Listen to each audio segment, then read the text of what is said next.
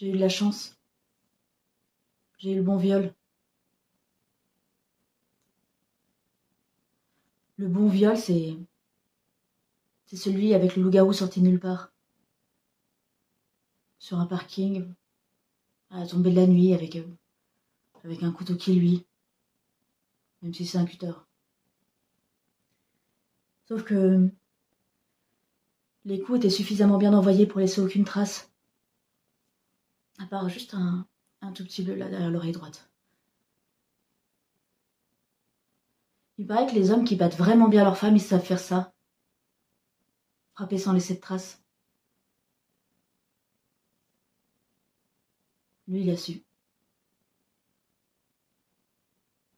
Ça a bien fait chez les flics d'ailleurs.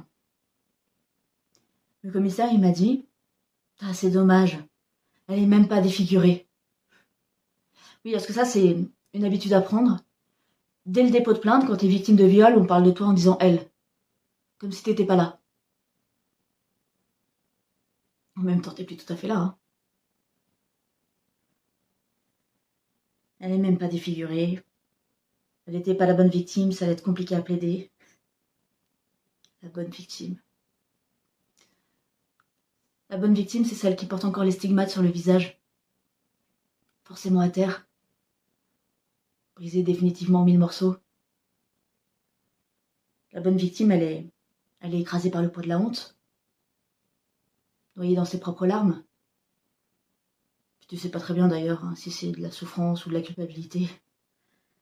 Ouais. Et quitte à verser dans le dégueulasse, faut que ça transpire. Faut que ça suinte le viol. Pas pour qu'on me plaigne, faut que ça se voit.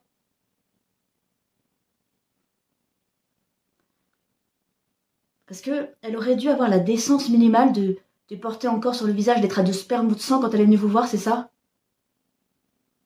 Ça, c'est la plaidoirie de mon avocat.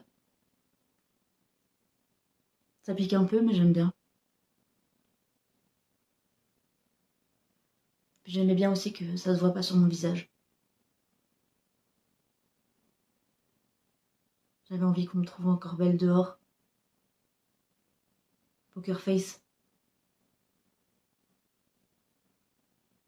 C'était ma victoire sur moi.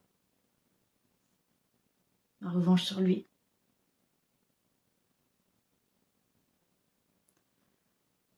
Il payait ses impôts.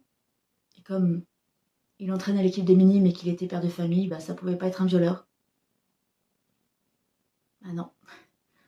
Le bon contribuable blanc et fouteux, ça rentre pas dans les cases. Donc si moi j'étais pas la bonne victime, lui c'était pas le bon violeur non plus. Pour ça, il aurait fallu qu'il soit étranger, de préférence de type maghrébin, si j'en crois le nombre de fois on m'a posé la question. De toute façon, de manière générale, l'homme qui viole ne peut pas être comme nous. Bah non. Faut que c'est quelque chose d'exceptionnel, de surnaturel. Sinon ça arriverait tout le temps. Pour info, ça arrive très exactement toutes les 7 minutes en France.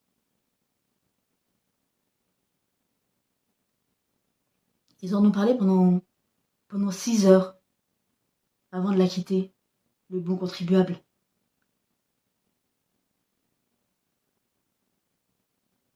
Dans une interview, il a dit « On m'a volé 3 ans de ma vie, plus rien ne sera jamais comme avant, je vais essayer de me reconstruire. »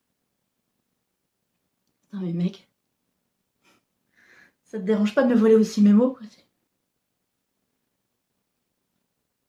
C'était dans la Provence. Sur la photo, il souriait de toutes ses dents. Moins une, hein, parce qu'il a un chicot.